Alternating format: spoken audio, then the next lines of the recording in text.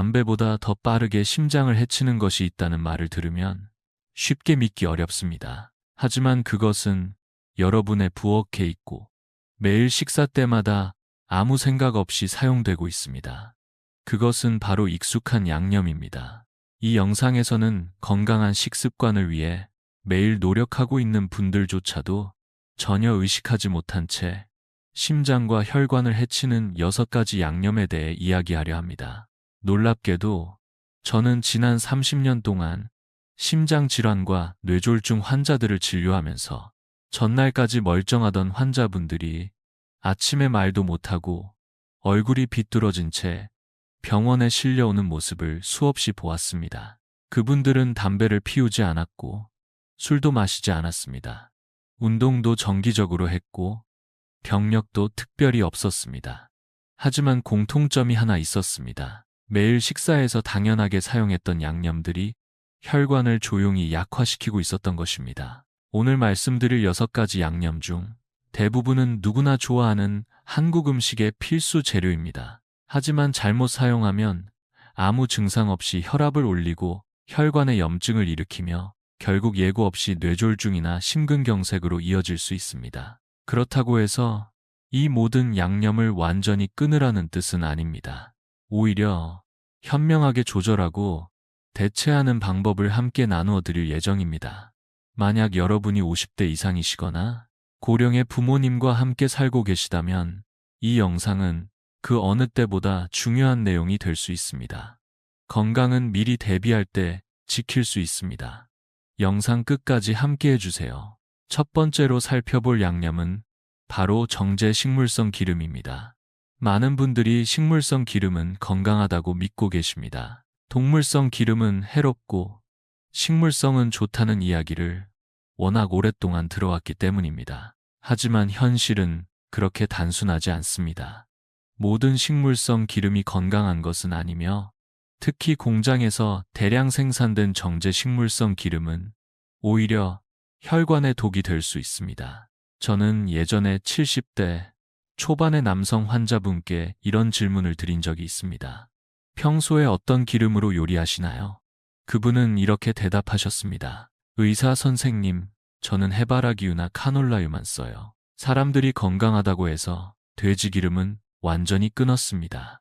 겉보기에는 올바른 선택처럼 보이지만 정제된 식물성 기름은 고온에서 여러 번 가공되는 과정에서 오히려 몸에 해로운 물질이 생성됩니다. 마트에서 흔히 볼 수 있는 황금빛 식물성 기름은 보기엔 깨끗하고 투명하지만 이 기름을 만들기 위해서는 고온 가열, 탈취, 탈색, 화학적 정제 등의 과정을 거쳐야 합니다. 이때 유익한 영양소는 파괴되고 자유라디칼이라는 위험한 분자들이 생성됩니다. 이 자유라디칼은 혈관벽에 들러붙어 산화와 염증을 유발합니다. 마치 수도관 안쪽에 녹이 쓰는 것과 같은 원리입니다. 시간이 지나면 혈관은 점점 두꺼워지고 탄력을 잃게 되며 결국 혈전이나 뇌졸중의 원인이 됩니다. 영국에서 발표된 연구에 따르면 오메가6 지방산이 지나치게 많은 식물성 기름을 섭취할 경우 체내 염증 반응이 증가하고 동맥경화가 빠르게 진행된다는 결과가 있습니다. 특히 50세 이상에게는 그 위험성이 더 높다고 밝혀졌습니다. 무엇보다도 걱정스러운 점은 여러분이 직접 프라이팬에 기름을 붓지 않더라도 라면, 튀김, 포장식품 간편식, 스낵류에는 이미 정제 기름이 흠뻑 사용되어 있다는 점입니다. 게다가 많은 식당에서는 한 번 사용한 기름을 수십 번 재사용합니다.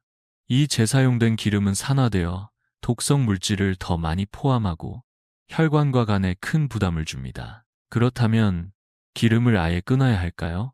아닙니다. 기름은 몸에 꼭 필요한 영양소입니다.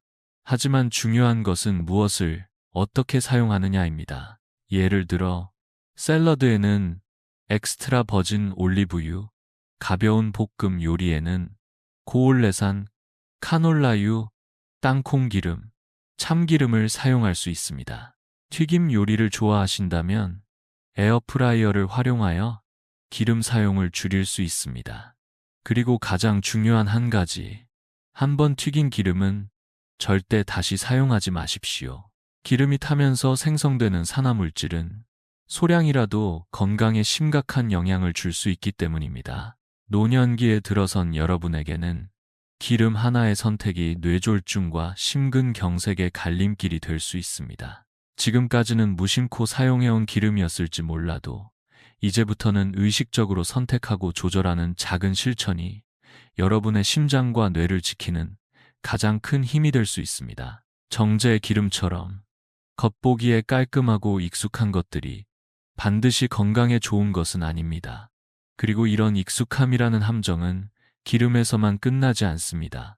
이제 우리는 또 다른, 더욱 교묘하게 숨어있는 위험에 대해 이야기해야 합니다.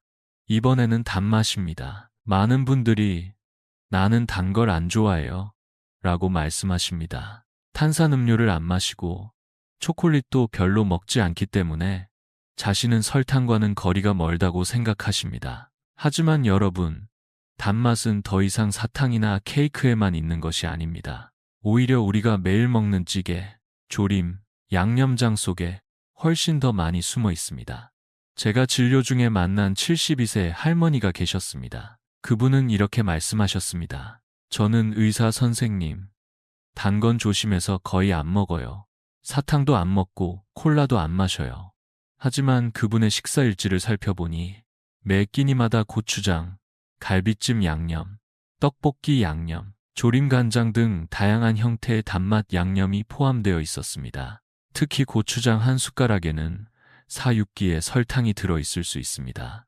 한 끼에 두세 숟가락만 사용해도 콜라 한 캔에 해당하는 당을 섭취하고 있다는 뜻입니다.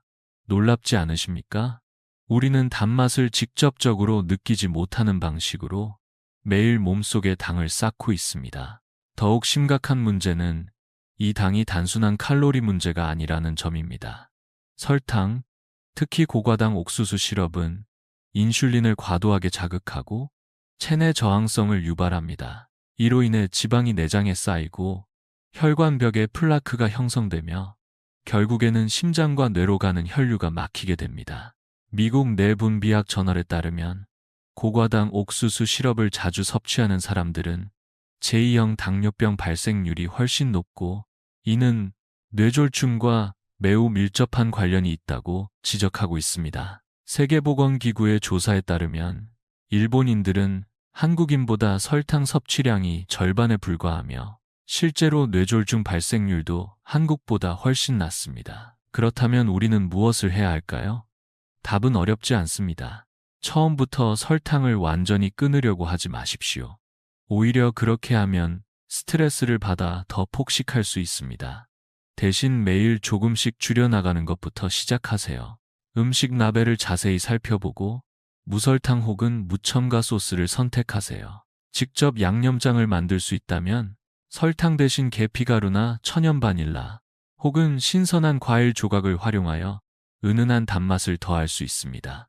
그리고 이 작은 변화가 쌓이면 당신의 혈관은 더 이상 조용히 병들지 않을 것입니다. 단맛은 잠깐의 기쁨을 줄 수 있지만 그 대가는 때로는 너무 큽니다. 이제는 단맛을 뺀 인생이 아니라 안전한 단맛을 선택하는 인생으로 전환할 때입니다. 우리가 흔히 건강에 좋은 음식이라고 믿고 있는 것들도 사용 방식과 양에 따라는 전혀 다른 결과를 만들 수 있습니다. 바로 그 대표적인 예가 된장입니다. 된장은 오랫동안 장 건강에 좋은 발효식품으로 알려져 왔습니다. 실제로 유익균이 풍부하고 소화를 돕고 면역력을 강화하는 데 도움을 주는 장점이 있습니다. 하지만 여러분, 그 안에 숨은 나트륨 함량을 생각해 보신 적 있으신가요? 세계보건기구의 기준에 따르면 하루에 섭취해야 할 소금량은 5지 이하입니다. 그런데 평범한 된장찌개 한 그릇만으로도 그 기준의 절반에서 70% 이상을 넘길 수 있습니다. 게다가 그날 김치나 간장조림, 젓갈류 같은 짠 반찬을 함께 먹는다면 총 나트륨 섭취량은 2배, 심지어 3배까지 올라갈 수 있습니다. 문제는 이 과도한 나트륨이 체내로 들어오면 혈관에 물을 끌어들여 혈압을 올리고 심장이 더 강하게 수축하게 만든다는 점입니다. 결과적으로 모세혈관이 약한 노년층에서는 뇌졸중의 직접적인 원인이 될 수 있습니다. 특히 고혈압이 있거나 혈압이 불안정한 분들에게는 더더욱 위험합니다. 겉으로는 아무런 증상 없이 지내다가 어느 날 밤 잠자는 중에 뇌졸중이 발생하는 경우도 적지 않습니다. 하지만 그렇다고 된장을 완전히 끊을 필요는 없습니다. 더 현명하게, 더 안전하게 사용하는 방법이 분명히 있습니다. 우선 저염 된장을 선택하십시오. 요즘은 전통적인 맛은 유지하면서도 나트륨 함량을 낮춘 제품들이 많이 나와 있습니다. 국을 끓일 때는 물을 더 넉넉하게 사용하여 묻게 만들고 대신 채소를 더 많이 넣어 식이섬유와 미네랄을 보충해 주십시오. 또한 하루 동안 충분한 물을 마시는 습관은 과도하게 섭취한 나트륨을 배출하는 데 큰 도움이 됩니다. 된장은 여전히 우리 밥상에서 따뜻한 추억이 될 수 있습니다. 하지만 그 따뜻함이 뇌혈관의 위험이 되지 않도록 지금부터라도 조심스럽게 조절해 나가야 합니다. 잘못된 양념 사용은 병을 만들지만 올바른 양념 사용은 건강을 지켜줍니다. 이것이 바로 우리의 부엌에서 건강을 시작하는 방법입니다. 된장의 짠맛이 건강을 위협할 수 있다는 사실을 알게 되셨다면 이제 우리는 더 주의 깊게 살펴봐야 할 또 하나의 양념과 마주할 차례입니다. 그것은 된장보다 더 복잡한 함정을 가진 양념, 바로 고추장입니다. 고추장은 한국 요리에서 빠질 수 없는 존재입니다. 비빔밥, 떡볶이, 불고기, 김치찌개까지 매콤한 맛 없이는 음식이 밋밋하다고 느끼는 분들도 많습니다. 하지만 이 작은 고추장 한 숟가락이 여러분의 혈관 속에서 예고 없는 폭풍을 일으킬 수 있다는 사실을 알고 계셨나요? 고추장은 단순히 맵기만 한 양념이 아닙니다. 시중에 판매되는 대부분의 고추장에는 세 가지 위험 요소가 동시에 포함되어 있습니다. 바로 소금, 설탕, 발효 전분입니다. 이 세 가지는 각자만으로도 건강에 부담이 되지만 함께 작용할 경우 심혈관계에 삼중 압력을 가하는 조합이 됩니다. 소금은 혈압을 올리고 설탕은 인슐린 저항성을 유도하며 발효 전분은 혈당을 급격하게 올리고 떨어뜨려 췌장과 혈관에 과도한 스트레스를 줍니다. 특히 이 발효 전분은 단순한 탄수화물보다 더 빠르게 소화 흡수되어 노년층의 혈당 변동성을 심화시킵니다. 이처럼 고추장은 겉으로 보기엔 매콤하고 맛있는 한 숟가락일 뿐이지만 몸속에서는 고혈압, 당뇨병, 고지혈증, 그리고 궁극적으로는 뇌졸중과 심근경색의 길을 여는 자극제가 될 수 있습니다. 제가 진료한 한 60대 후반 여성 환자분도 마찬가지였습니다. 그분은 단 음식은 피하고 맵게만 먹는다고 하셨습니다. 하지만 식사 기록을 살펴보니 매 끼니마다 고추장을 기본으로 한 양념이 빠지지 않았고 결국 그 고추장이 설탕보다 더 큰 당 섭취원이 되고 있었습니다. 더 무서운 점은 고추장이 달지도 않고 짜지도 않고 무해해 보이기 때문에 양 조절이 어렵다는 것입니다. 이 정도는 괜찮겠지라는 생각이 쌓이면 어느새 하루 기준치를 훌쩍 넘기게 됩니다. 그렇다면 매운맛을 포기해야 할까요? 아닙니다. 매운맛은 충분히 건강하게 즐길 수 있습니다. 가장 좋은 방법은 직접 고춧가루와 간장, 마늘, 식초, 참기름을 섞어 수제 매운 양념을 만드는 것입니다. 이렇게 하면 설탕과 나트륨의 양을 스스로 조절할 수 있고 고추 본연의 풍미를 더 깊게 즐길 수 있습니다. 또한 시판 고추장을 사용하실 경우에는 반드시 저염, 저당 라벨을 확인하시고 한 끼에 사용하는 양을 절반으로 줄여보십시오.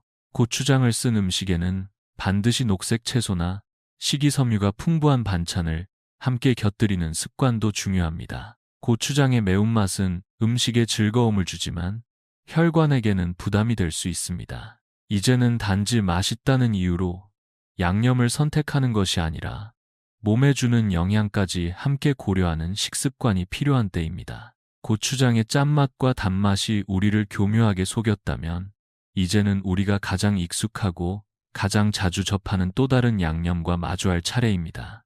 그것은 다름 아닌 소금입니다. 소금은 모든 한국 음식의 시작과 끝에 사용되는 기본 양념입니다. 김치, 찌개, 국, 조림, 나물, 심지어 간식에도 소금이 들어갑니다. 하지만 이 친숙한 양념이야말로 가장 조용하고도 확실한 살인자일 수 있다는 사실 알고 계셨습니까? 세계보건기구는 성인의 하루 소금 섭취 권장량을 5기 이하로 권고하고 있습니다. 그런데 한국인의 평균 섭취량은 하루 10-11g로 무려 2배 이상입니다. 문제는 단지 양이 많다는 것이 아닙니다. 우리는 소금을 소금 그 자체로만 계산하고 있다는 점이 더 큰 문제입니다. 즉석식품, 김치, 간장, 액젓, 각종 양념류에 들어있는 숨겨진 나트륨은 생각보다 훨씬 많습니다. 더욱 심각한 점은 짠맛에 익숙해진 입맛은 실제 염분 농도를 잘 느끼지 못한다는 것입니다. 제가 만난 한 70대 남성 환자분은 이렇게 말씀하셨습니다. 이 정도면 싱거운 편이에요. 전혀 짜지 않아요. 하지만 그의 식단을 분석한 결과 하루 소금 섭취량은 권장량의 3배를 넘고 있었습니다. 소금, 더 정확히 말하면 나트륨은 체내에서 수분을 붙잡아 혈액량을 늘리고 이로 인해 심장은 더 강하게 수축하며 혈관벽에는 지속적인 압력이 가해집니다. 특히 뇌혈관이나 망막처럼 섬세한 부위의 혈관은 이 압력에 가장 먼저 손상받습니다. 이것이 바로 고혈압이 노년층에서 뇌졸중, 시력 저하, 신장 기능 저하와 자주 함께 나타나는 이유입니다. 그렇다면 소금을 아예 끊어야 할까요? 역시나 정답은 극단적인 금지보다는 현명한 조절입니다. 매주 조금씩 짠맛을 줄여가는 방식이 가장 효과적입니다. 요리할 때는 저염 간장, 무첨가 조미료를 사용하고 참기름, 생강, 후추, 마늘, 깨소금 등의 자연 향신료를 이용해 풍미를 살리십시오. 또한 김치나 절임류는 먹기 전 가볍게 물에 헹궈 나트륨을 줄이는 습관도 매우 중요합니다. 소금은 맛을 내는 필수 요소이지만 우리의 심장과 뇌는 이미 그 맛에 지쳐가고 있을지도 모릅니다. 이제는 혀가 아니라 혈관의 소리를 들을 때입니다. 양념 하나하나가 우리의 건강을 좌우할 수 있습니다. 조금의 조절이 수년간의 건강을 지키는 열쇠가 될 수 있습니다. 그리고 지금 이 글을 읽고 있는 이 순간이 바로 그 작은 시작이 될 수 있습니다. 짠맛처럼 조용히 다가오는 위험이 있다면 때로는 좋다고 믿는 것, 이 의외의 결과를 가져오는 경우도 있습니다. 바로 지금 우리가 이야기할 마늘이 그 대표적인 예입니다. 마늘은 예로부터 한국인의 밥상에 빠지지 않는 약재이자 양념입니다. 한겨울 김장철에 온 가족이 함께 마늘을 까던 기억, 아플 때마다 마늘차를 끓여 마시던 어린 시절의 풍경, 우리에게 마늘은 음식 이상의 의미를 갖고 있습니다. 그리고 분명 마늘은 심혈관 건강에 도움을 주는 성분들을 많이 포함하고 있습니다. 콜레스테롤 수치를 낮추고 혈관을 확장시키며 혈압을 조절해주는 알리신이라는 물질이 대표적입니다. 그래서 많은 전문가들이 마늘을 심장에 좋은 음식으로 소개하곤 합니다. 하지만 여러분, 이처럼 유익한 마늘도 사용 방법이 잘못되면 오히려 위험한 칼날이 될 수 있습니다. 제가 기억하는 70대 여성 환자 한 분이 계셨습니다. 그분은 평소 식단을 매우 철저하게 관리하셨고 마늘이 심장에 좋다는 말을 믿고 매일 아침 생마늘을 3-4쪽씩 드셨습니다. 하지만 몇 주 뒤 그분은 위장 출혈과 저혈압 증상을 동반한 검은색 변과 극심한 피로감을 호소하며 응급실에 오셨습니다. 검사 결과 그분은 항응고제 약물을 복용 중이었고 마늘이 혈액을 묻게 하는 작용을 더해 위장 출혈 위험이 높아진 상황이었습니다. 이처럼 마늘은 자연 성분이라고 해서 항상 안전한 것은 아니며 특히 기저질환이 있거나 특정 약물을 복용 중인 분들께는 오히려 위험 요소가 될 수 있습니다. 또한 마늘은 위장을 자극하기 쉬운 식품이기 때문에 과량 섭취 시에는 속쓰림, 복통, 소화불량, 갑작스러운 저혈압을 유발할 수 있습니다. 이러한 증상은 균형 감각을 약화시키고 낙상의 위험까지 높이기 때문에 노년층에게는 더욱 주의가 필요합니다. 그렇다면 마늘을 완전히 끊어야 할까요? 아닙니다. 마늘은 여전히 우수한 전통 양념이자 건강 보조식품입니다. 하지만 중요한 것은 누가, 얼마나, 어떻게 먹느냐입니다. 만약 여러분이 고혈압이나 당뇨, 심장 질환 등으로 약을 복용 중이라면 마늘을 생으로 대량 섭취하거나 농축 추출물 형태로 섭취하는 것은 반드시 피해야 합니다. 건강한 분들이라면 하루 2쪽 정도의 익힌 마늘을 식사에 포함시키는 것이 가장 안전한 방법입니다. 또한 볶거나 구워서 자극을 줄이고 채소나 고기와 함께 섭취하면 위장 부담도 줄일 수 있습니다. 몸에 좋다고 무조건 많이 먹는 시대는 지났습니다. 이제는 각자의 몸에 맞게 적절하게 섭취하는 습관이 필요할 때입니다. 지금까지 우리는 6가지 익숙한 양념을 살펴보았습니다. 모두가 일상적인 재료였고 어떤 것은 오히려 건강에 좋다고 여겨졌던 것들이었습니다. 하지만 그 모든 것이 결국은 사용법에 따라 약이 될 수도 있고 독이 될 수도 있다는 사실을 확인했습니다. 그러면 우리는 어떻게 해야 할까요? 답은 단순합니다. 극단적인 회피가 아니라 의식적인 조절과 실천이 필요합니다. 한 번 더 강조드립니다. 소금을 반으로 줄이고 고추장은 하루 한 숟가락 이하로 줄이고 정제된 기름 대신 건강한 기름을 사용하고 단맛은 자연식으로 바꾸며 된장은 묵게, 마늘은 익혀서 소량만 사용하는 것. 이런 아주 작은 변화들이 여러분의 심장을, 혈관을, 그리고 인생의 속도를 바꿀 수 있습니다. 건강한 삶은 병원에서만 시작되지 않습니다. 부엌에서 시작됩니다. 냉장고 속에서, 조리대 위에서, 매일의 식사 속에서 시작됩니다. 그리고 이 건강한 변화를 위해 오늘 당장 할 수 있는 4가지 작은 실천을 다시 한번 소개해 드리겠습니다. 첫째, 매일 아침과 저녁 혈압을 측정하십시오. 둘째, 칼륨이 풍부한 채소와 과일을 식사에 꼭 포함시키십시오. 셋째, 하루 1.5리터의 수분을 조금씩 자주 마시십시오.